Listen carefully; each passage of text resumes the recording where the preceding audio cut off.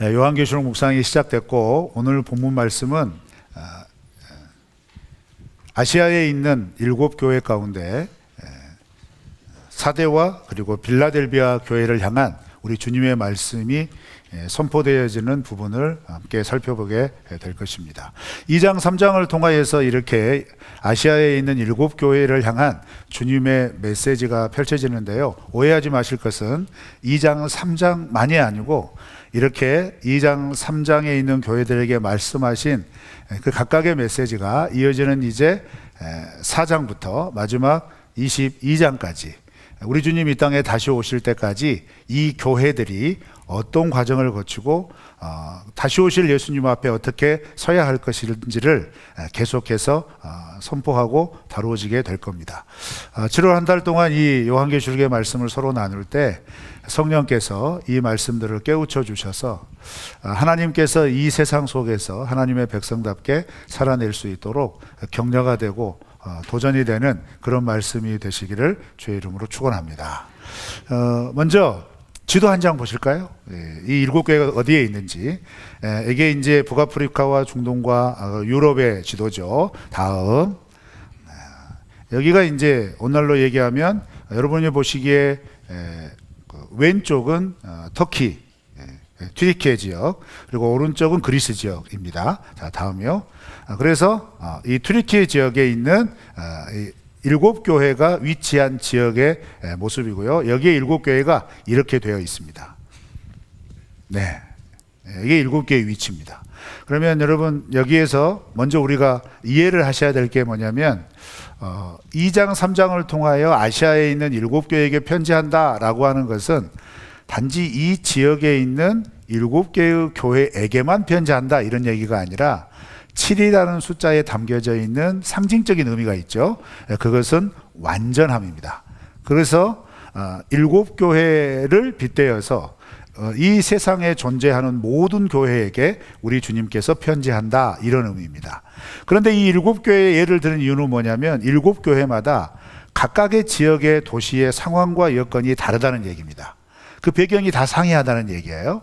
그래서 여러 삶의 상황과 정황 속에 위치한 교회들이 그런 상황과 정황 속에서 어떻게 우리 주님의 교회로 하나님 나라 백성으로 살아내야 할 것인지 우리 주님께서 권면하는 말씀으로 들어라 이런 의미가 되겠죠. 그래서 이 말씀을 묵상하시고 들으실 때에는 이건 2000년 전에 그 아시아 지역에 있는 7교회에게 우리 주님이 그 7교회에만 해당되는 말씀을 하신 거야 이렇게 받아들이시면 안 되고, 그때 그 7교회들을 향하여 하신 그 말씀은 시간에 상관없이 장소에 상관없이 세워진 교회 어느 교회나 모두가 해당되어지는 말씀이라는 것을 먼저 받아들이고, 그렇다면 이 7교회의 여러 상황과 여건 다른 상황 속에 있는 이 이야기들이 지금 내 삶의 상황과 우리 교회 공동체의 정황과 연결되어지는 게 있다면 그렇다면 나도 지금 이 시점에서 우리 주님 다시 오실 때까지 이 말씀을 잘 깨달아서 우리 주님 다시 오실 것을 준비하며 살아야 되겠다 이런 마음과 태도로 살아내는 삶이 되시기를 바랍니다. 그렇게 하실 수 있겠죠? 네, 그렇게 하셔야 합니다.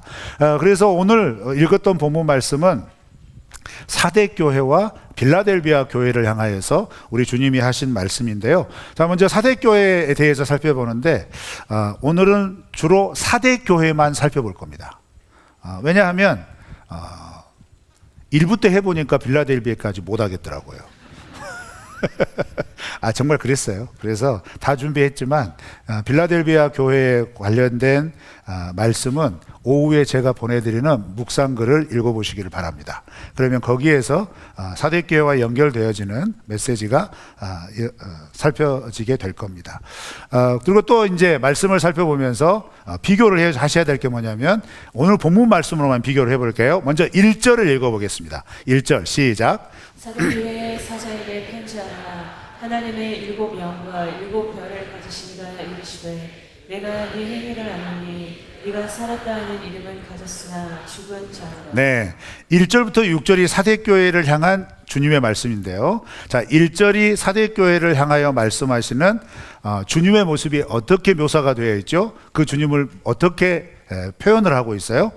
7영과 7별을 가지신 주님이다, 이렇게 표현하죠. 자, 그러면 7절을 한번 읽어볼까요? 7절입니다. 시작. 빌라델비아 교회의 사자에게 편지하라. 거룩하고 진실하사 다윗의 열쇠를 가지시니 곧 열면 닫을 사람이 없고 닫으면 열 사람이 없는 그가 이르시되. 네, 빌라델비아 교회에 말씀하시는 주님의 모습은 어떤 모습이에요? 다윗의 열쇠를 가지신 분이시다, 이렇게 묘사합니다. 자, 그래서 2장 3장 전체 7교회로 확대해 보면 각각의 교회들에게 하시는 주님 말씀하시는 주님의 모습이 다 다릅니다. 왜 다를까요? 그냥 똑같은 주님이 말씀하시는데 그냥 주님이 말씀하셨다 하면서 쫙 펼치면 되잖아요. 그렇죠? 그래서 이런 관점이 굉장히 먼저 이해되어져야 한다는 얘기입니다. 그것은 뭐냐면 그 세워진 교회가 주님의 진단을 받을 때에 그 진단과 관련된 예수님의 속성이 표현되어 있는 겁니다. 자, 그러면 사대교회를 표현할 때, 자, 1절 다시 한번 보실까요? 1절 보면 7영과 7별을 가지신 주님께서 말씀을 하신 거다, 이렇게 말해요. 그럼 먼저 7영과 7별이 뭔지를 이해를 해야 되죠. 그것은 이미 요한계시록 1장에서 설명이 되었습니다. 요한계시록 1장을 시작할 때 요한계시록에서는 성경 전체 본문에서 드물게 삼위일체 하나님에 대한 표현이 분명하게 드러난다고 그랬죠. 그래서 요한계시록 초반부에 하나님과 그 다음에 하나님의 보좌에 함께 계신 7영과 그리고 예수 그리스도 7 금촛대 사이에 계시는 예수 그리스도, 이 모습을 묘사를 했어요. 그리고 이 1장 마지막 절인 20절에 보면 7별과 7 금촛대가 무엇인지를 설명을 해놨어요. 그러면 그 설명을 보면 7별은 누구냐면 교회의 지도자들 그리고 성도들을 가리킵니다. 그러면 사대교회를 향하여 예수님께서 말씀하시는데 그 말씀하시는 예수님의 모습을 7영과 7별을 가지신 이가, 이렇게 얘기하죠. 그건 뭐예요? 7영, 즉 성령과 그 다음에 7별, 즉 하나님의 성도들의 주권자 되시는 예수 그리스도께서, 이렇게 시작을 한다는 겁니다. 자, 1절 후반절 그 다음 우리 다 같이 한번 읽어볼까요? 시작. 내가 내 행위를 아노니 내가 살았다 하는 이름은 가졌으나 죽은 자로다. 그 예수님이 사대교회를 평가하실 때 너는 살았다 하는 이름은 가졌다. 예수 그리스도를 믿어서 구원을 받았으니 주님 앞에서 새로운 산소망을 얻었고 새로운 생명력 있는 존재가 되었잖아요. 그렇죠? 그리고 우리는 영원한 하나님의 구원을 받은 줄로 믿잖아요. 그것이 교회의 생명력 있는 이름의 한 단면이잖아요. 그런데 그 이름을 가졌는데, 그랬는데 그 다음이 문제예요. 뭐라고요? 죽었대요. 그런데 살아있는 이름은 가졌는데, 즉 예수 믿는다는 이름은 가졌고 예수 믿는다는 공동체로 모여있는 그것은 다 알겠는데 실상 그런 모습이 나타나지 않는다. 이것을 근거하는 이런 평가의 근거가 그 바로 앞에 있는 표현. 무엇을 보고 이것을 평가하세요? 네 행위를 뭐라고 하셔요? 아노니, 이렇게 말씀하시죠. 자, 근데 이걸 어떻게 알아요? 1장에 가면, 돌아가면 또 그렇게 표현을 하죠. 1장에 가면 사도 요한에게 나타나신 예수님의 모습은 어떤 모습이었냐면 7 금촛대 사이에 계신다. 그리고 2장 초반부에 에베소 교회를 향한 주님의 모습을 표현할 때는 7 금촛대 사이를 거니시는 이가, 이렇게 얘기를 해요. 그건 뭐냐면 7 촛대는 교회들을 의미해요. 그 교회 사이를 거니신다라는 겁니다. 그런데 개역개정은 거니신다라고 번역을 했지만 2장 1절에 나와 있는 거니신다라고 하는 표현은 두루 살피신다, 뛰어다니면서 보신다, 도우신다, 이런 의미가 함축되어 있는 얘기예요. 자, 그러면 사대교회도 마찬가지인 거예요. 예수님께서 그 사대교회와 늘 함께 하시면서 성도들의 삶 가운데 거하시면서 성도들에게 무엇을 보셨다는 거예요? 행위를 보셨다는 겁니다. 행위를 보시고 판단하신 거예요. 너희들이 구원받아서 하나님의 백성, 산 백성이 되었다고 자부하는데 실상은 죽었구나, 이렇게 평가하신 겁니다. 자, 그리고 또 이어지는 2절을 좀 더 2절과 연관시켜서 설명을 해볼까요? 2절 읽어볼까요? 시작. 너는 일깨어 그 남은 바 죽게 될 것을 굳건하게 하라. 내 하나님 앞에 내 힘이 온전한 것을 찾지 못한. 자, 여기에서 밑에 세 번역으로 우리 다시 한번 읽어볼게요. 세 번역 비교해놨는데요. 시작. 깨어나라. 그리고 아직 남아있지만 막 죽어가는 자들을 굳건하게 하라. 나는 네 행위가 나의 하나님 앞에서 완전하다고는 생각하지 않는다. 자, 1절에서 사대교회를 향하여 너는 살아있는 교회, 하나님의 교회라고 하는 이름은 가졌는데 하나님의 교회 아닌 것 같아, 이런 의미인 거예요. 그런데 주님이 이렇게 얘기를 하시는 이유가 뭐냐면, 내가 너희와 함께 있어서 너희들의 삶을 좀 살펴보니까 아니야, 이렇게 말씀한 거예요. 그러면서 2절을 딱 넘어오면서 그렇지만 너희 사대교회 안에는 아직 죽지 아니한, 이 표현이 뭐겠어요? 그럼에도 불구하고 미약하고 부족하지만 후반부에 보면 내 행위에 온전한 것을 찾지 못하였으니, 이 구절을 가지고 또 생각을 해보면 그래도 믿음으로 살려고 이것을 행하려고 하는 몇 사람이 남아있다는 거예요. 그 몇 사람을 제외하고는 대부분의 성도들이 어떤 상태냐? 어떤 상태라고요? 죽었다. 그러면 죽었다는 의미가 뭐냐, 이 말이에요. 1절과 2절에 반복되는 공통적인 단어가 뭐라고요? 봐보세요. 성경 저를 보지 마시고, 안 띄워줍니다. 성경을 보세요. 1절과 2절을 딱 비교해놓고 보세요. 반복되는 단어가 뭐죠? 행위잖아요. 행위. 무슨 행위일까요? 이렇게 막 중구난방으로 생각할 수 있잖아요. 근데 그것을 생각하려고 근거를 주는 게 뭐냐면 7 영과 7 별을 가지신 이가, 이렇게 말하잖아요. 그 말은 뭐예요? 예수 그리스도께서 우리에게 구원의 복음을 알려주시고 구원의 복음을 받아들이는 자에게 하나님의 자녀가 되는 신분을 주심과 동시에 무엇을 주신다고 약속하셨죠? 성령을 보내주신다 약속하셨잖아요. 그죠? 성령이 우리에게 임하셔서 우리의 어디 가운데 계시죠? 내가 진짜 어려운 질문을 하는 거 아니잖아요. 대답을 하셔야죠. 성령이 우리 가운데 임하시면 우리 어디에 거하고 계세요? 그리고 마음 가운데 거하시죠. 자, 그러면 성경의 전체적인 메시지 맥락을 딱 놓고 보았을 때, 여러분, 우리 각 사람은 인간관계에서 우리가 살아가는 삶의 어떤 환경 속에서 어떤 사람을 딱 판단할 때 뭐 보고 판단하죠?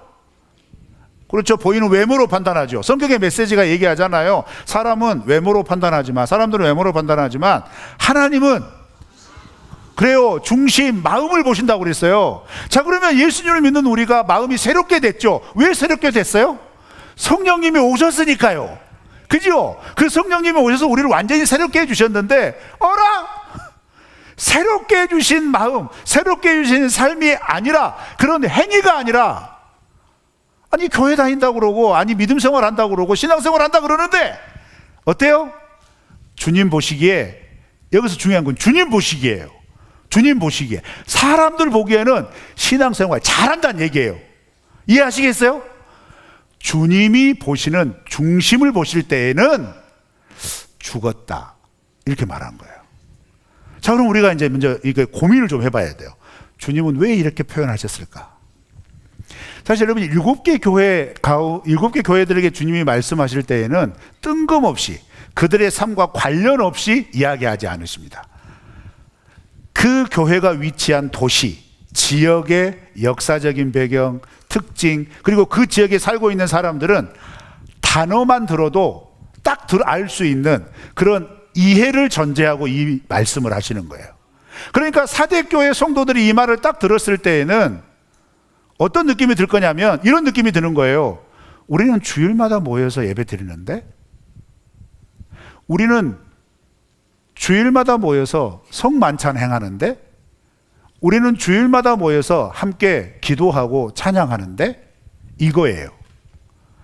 그러니까 똑같이 보기에는, 사람들이 보기에는 야, 이 사람들 신앙생활 잘한다, 정기적으로 모여서 예배드리고, 정기적으로 모여서 나눔하고, 정기적으로 모여서 뭐 구제도 하고, 정기적으로 모여서 어떤 그 사역도 한다 이 말이죠. 그런데 겉으로 보기에는 그걸 잘하고 있는 것 같은데, 잘하는데 실상은 죽었다 이 말이에요. 이건 뭘 얘기를 하는 걸까요? 고민되죠?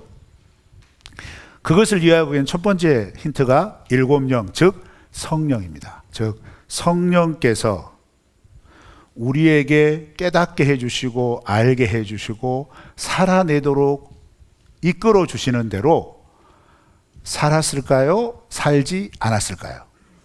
살지 않았다는 거예요. 성령의 감동을 분별하지 못했다는 거예요. 그런데 종교적인 생활은 잘했어요. 왜 잘했을까요? 여러분, 1세기 당시의 삶의 체계 자체는 종교적인 체계입니다.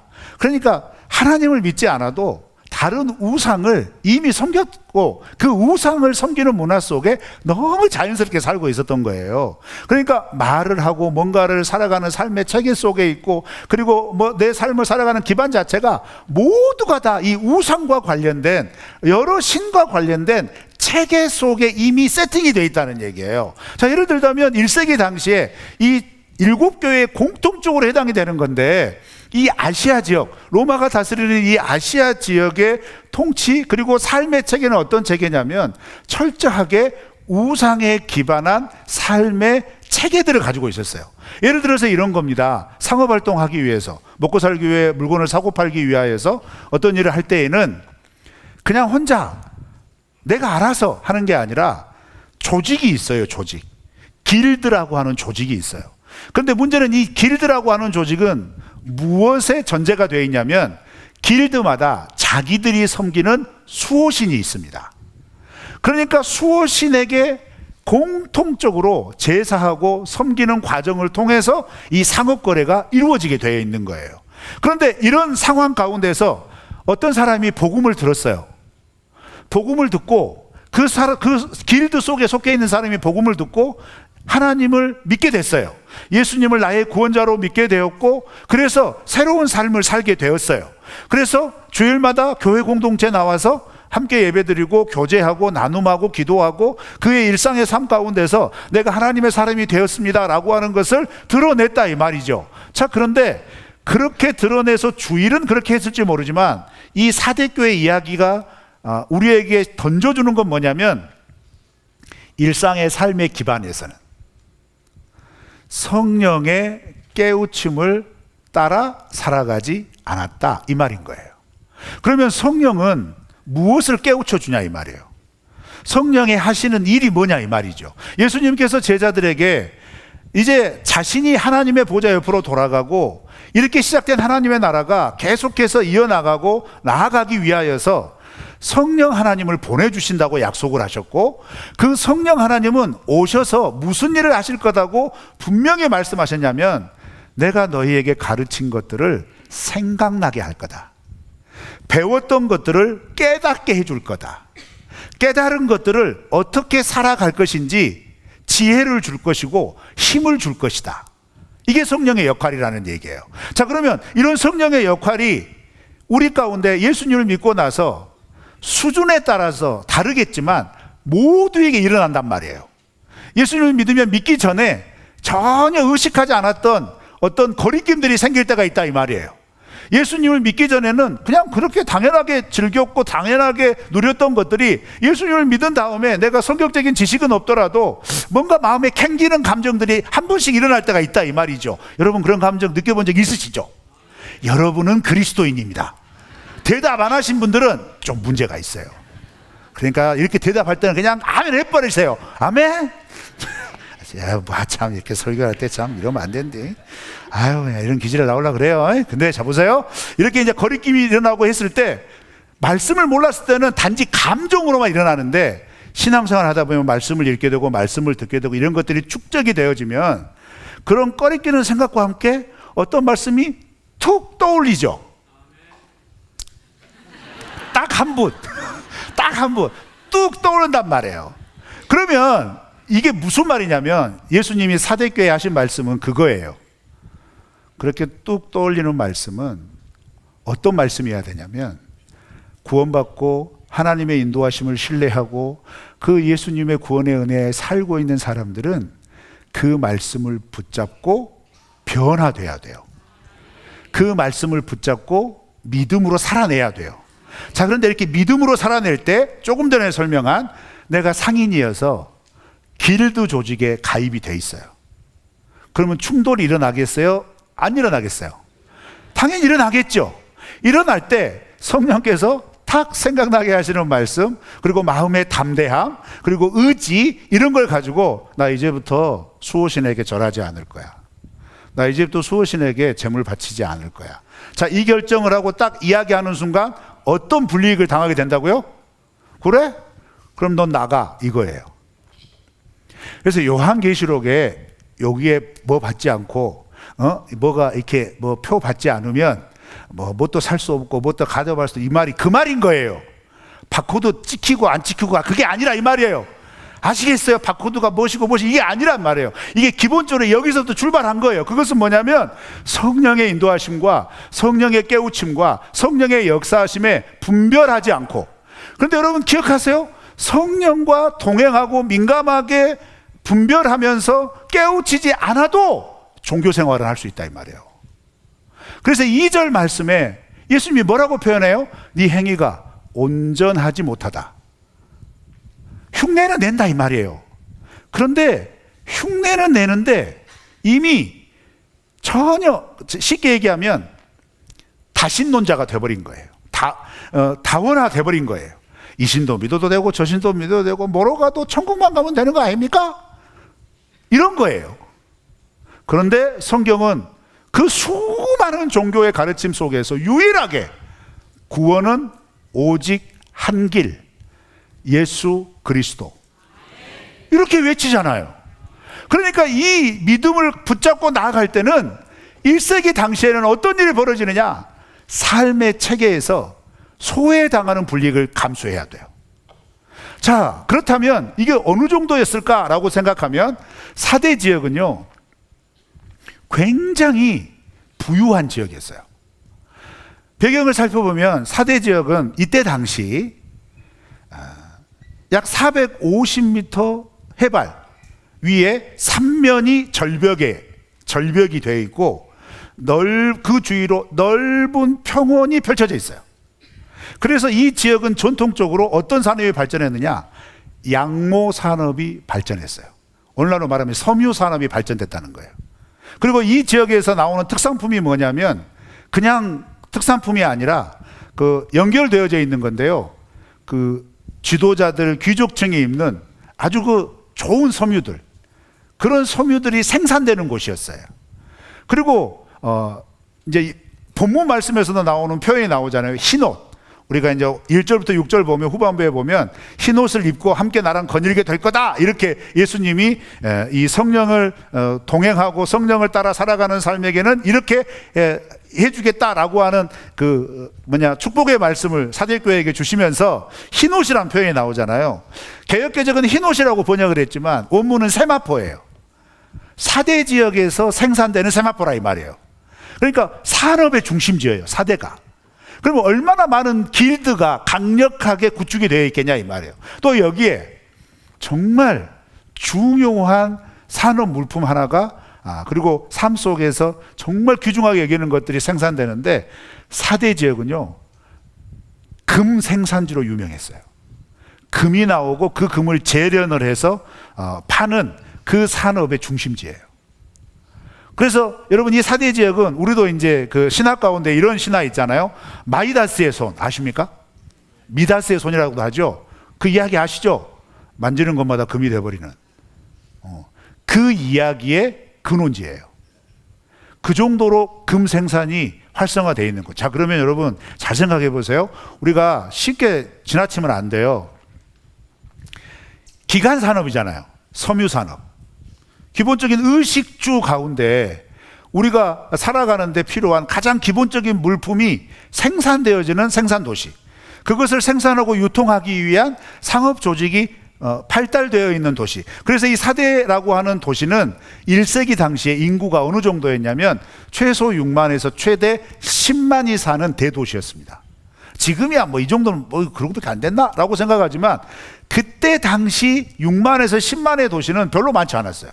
근데 그만큼 산업에 집약된 중심지였다는 얘기입니다. 거기다가 가장 귀중한 금속 중에 하나인 금이 생산되는 지역이에요. 그리고 어제 묵상 본문에서 두아디라가 나왔잖아요. 두아디라의 교회를 향한 주님의 말씀을 선포할 때 주님의 모습이 주석 같은 발을 가지신 이가, 이런 표현이 나오잖아요. 두아디라는 주석이 생산되는 지역이었어요. 그래서 그 두아디라는요, 로마 군대에 철모를 생산해서 공급하는 산업이 발전된 곳이었어요. 그러니까 두아디라 사대 이곳은요, 로마로 봤을 때 굉장히 중요한 지역이었어요. 이 굉장히 중요한 지역에 주후 17년, 그러니까 AD 17년에 이 아시아 지역을 강타한 대지진이 일어납니다. 대지진이 일어났을 때 이런 기간 산업이 모여져 있었던 두아디라 사대 이런 곳은요, 빌라델비아 이런 곳은 어떻게 한지 알아요? 로마가 집중적으로 재건해 주기 위하여 지원을 아끼지 않았는데 그 지원을 아끼지 않은 것 중에 이유가 뭐냐면, 아는 것 중에 정책 중에 하나가 뭐냐면 5년 동안 조공을 면제해 줬어요. 이 굉장한 겁니다. 그리고 이것 때문에 이 지역에 있는 사람들은 로마 정부의 친인사가 돼요.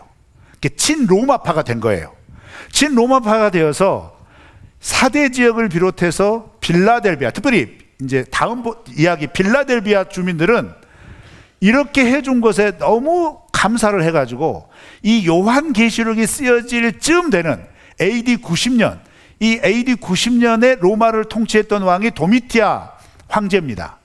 그런데 이 도미티안 황제는 왜 중요하냐면 성경의 역사에서 내가 곧 하나님이다, 이걸 최초로 외친 사람이 도미티안 황제예요. 그래서 이 내가 곧 하나님, 로마 황제가 하나님이다, 신이다 라고 하는 로마 황제 숭배 사상을 전파하기 시작할 때 가장 먼저, 가장 적극적으로, 그리고 가장 왕성하게 황제 숭배를 했던 도시가 아시아 지역에서는 사대예요. 빌라델비아였고. 이해하셨어요? 자, 그 가운데서 오늘 말씀 보시면 독특한 비교가 나옵니다. 전체 내용을 보면 사대는 사대 교회를 칭찬하는 게 하나도 없어요. 진단하고 대안을 제시하고 그렇게 회개하고 돌아오면 이렇게 될 거다, 이 이야기만 하세요. 그런데 빌라델비아는 칭찬부터 하고 시작합니다. 똑같은 상황 가운데 있는데, 그렇죠?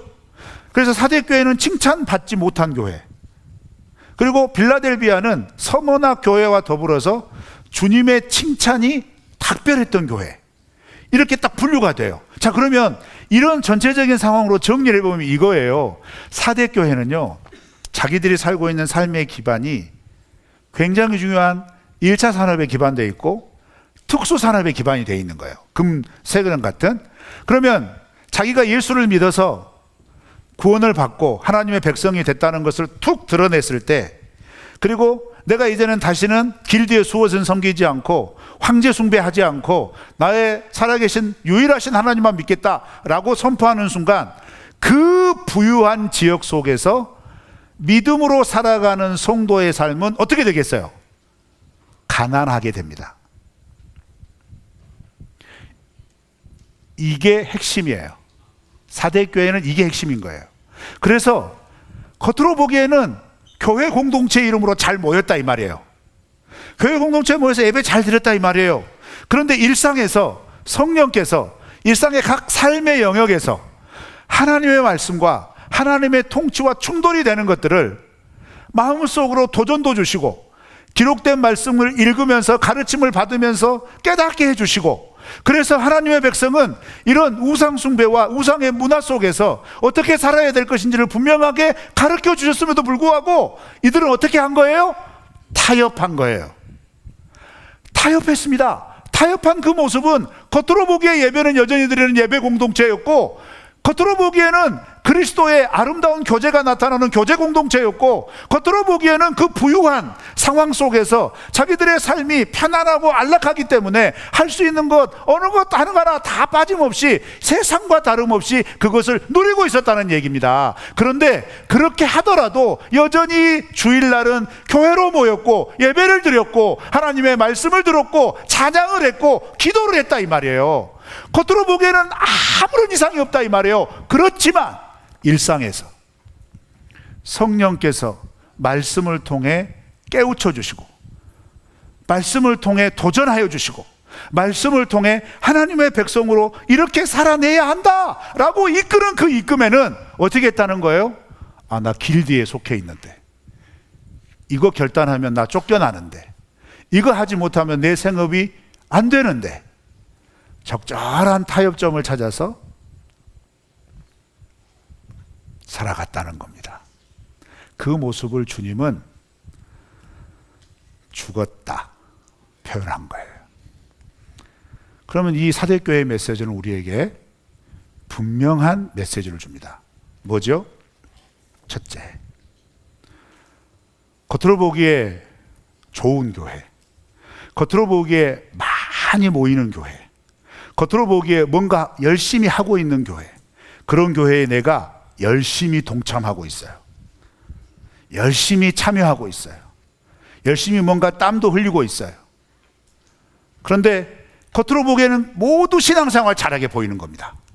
그런데 우리의 일상에서 우리의 중심에 계신 예수 그리스도께서 우리 안에 계신 성령을 통하여서 기록된 말씀을 읽게 하고 기록된 말씀을 듣게 하고 그것들을 깨우쳐 주시고 그것들을 도전 주셔서 이렇게 살아야 한다 라고 말씀하실 때, 그거 타협하고 그거 외면하면 여전히 교회를 다니고 있고 여전히 그 교회에 속해 있고 여전히 그 교회에 사는 어떤 일도 동참하고 있고 헌금도 하고 있지만 어떻다는 얘기죠? 우리 더온누리교회가 그런 교회가 되지 않기를 바랍니다. 우리 공동체 안에 속해 있는 여러분들이 우리 주님께 그런 평가를 받지 않기를 바랍니다. 그래서 여러분 3절 말씀을 한번 읽어볼까요? 3절입니다. 시작. 그러므로 네가 어떻게 받았으며 어떻게 들었는지 생각하고 지켜 회개하라. 만일 일으키지 아니하면 내가 도둑같이 이르리니 어느 때에 네게 이르는지 네가 알지 못하리라. 아멘. 사대교회 하시는 말씀을 우리가 기억하면서 중요하게 붙잡아야 할 말씀이 뭐냐면요, 2절 3절, 우리가 3절을 읽었지만 앞서 읽은 2절과 3절 딱 비교해 보시면서 2절과 3절에서 반복되는 단어가 있습니다. 찾으셨습니까? 일깨어 라는 단어입니다. 깨우쳐 주시는 거예요. 성령은 우리를 깨우쳐 주시는 분이잖아요. 그죠? 자, 그렇게 깨우칠 때 3절은 그런 성령의 깨우침에 그래도 반응하는 사람이 죽었다고 선포하는 사대교회에 조금 남아있는 거예요. 일부분 남아있는 거예요. 그러면 너희들이 살 길이 뭐냐? 그렇게 남아있는 일부 사람이라도 여전히 완전히 타협하지 않고, 타협하고서도 어쩔까, 나는 주님의 사람인데 또 무릎 꿇었네, 아우 또 실패했네 라고 마음에 고통스러워하고 힘들어하는 그런 사람들이, 그런 성도들에게 주님이 분명히 말씀하시는 거예요. 그런 상태에 머물지 말고 3절은 말하는 거예요. 하나님의 복음이, 구원의 복음이 너희들에게 어떻게 들어가서 너희들이 그것을 어떻게 받았으며 그것을 어떻게 들었는지 생각하고 기억해서 뭐라고 그래요? 지켜 회개하라. 중요한 말씀 이거예요. 지켜 회개하라. 타협하지 말아라고요. 적당히 둘러대지 말아라고요. 그리스도인들의 최고의 유혹의 언어, 하나님도 이해하실 거야. 우리를 사랑하시는 하나님의 사랑이 얼마나 풍성한데 그 사랑의 하나님이 이것도 이해 못하실까? 이해 못하십니다. 보세요. 지키라고 하잖아요. 지켜서 어떻게 하라고요? 행하라. 그래서 여러분 보세요. 1절, 2절, 3절 행하다 라고 하는 단어가 연거푸 반복됩니다. 믿음은 행함이라는 거예요. 믿음은 예식 아닙니다. 2부 예배에 참여하시는 성도님, 그래서 제가 여러분 진짜 말씀 준비하면서 겁나 고민했어요. 이 말씀을 이렇게 해야 되나? 상처 받으실 분도 있거든요. 어려워하실 분도 분명히 있을 겁니다. 그런데 여러분, 믿음은 종교생활 하는 거 아닙니다. 예배 지키고 나오는 그 형식을 지키는 게 아니라는 거예요. 믿음은 성령께서 듣게 하시고 깨닫게 하시고 성령께서 알게 하시는 것을 어떻게 하는 거예요? 지켜 행하는 겁니다. 지켜 순종하는 겁니다. 이렇게 해야 흰 옷을 입고 주님과 거닐 겁니다. 이렇게 해야 주님의 생명책에서 우리의 이름이, 여러분 뒤에 표현 보세요, 지워지지 않는다는 거예요. 지워지지 않는다는 거예요. 기록이 됐지만 지워질 수 있다는 겁니다. 어떤 사람이? 사대교회와 같은 사람이. 이 말씀이 우리에게 우리 주님 이 땅에 다시 오시기까지 성령이 우리 안에 머물고 계심을 따라 성령께서 생각나게 하고 깨닫게 한 것을 지켜 행하며 믿음으로 걸어 나아가는 도전의 말씀이 되시기를 주의 이름으로 축원합니다. 그 주님 앞에 섰을 때 너 죽었어 라고 하는 주님의 말씀이 아니라 고생했다, 네가 그거 하려고 했던 거 내가 알고 있었다, 포기하지 않고 지키려고 애써줘서 고맙다, 이런 말씀이 주님의 입에서 우리에게 들려지기를 바랍니다. 기억하십시오. 구원받은 그리스도인들은 예배만 드리지 않습니다. 구원받은 그리스도인들은 모든 삶이 예배임과 동시에 모든 삶이 주님의 말씀의 가치와 말씀의 가르침을 지켜 행하는 삶을 살아가는 것이 구원받은 그리스도인의 삶입니다. 우리 이렇게 살아가다가 다시 오실 주님을 만나시기를 주의 이름으로 축원합니다. 찬양할까요?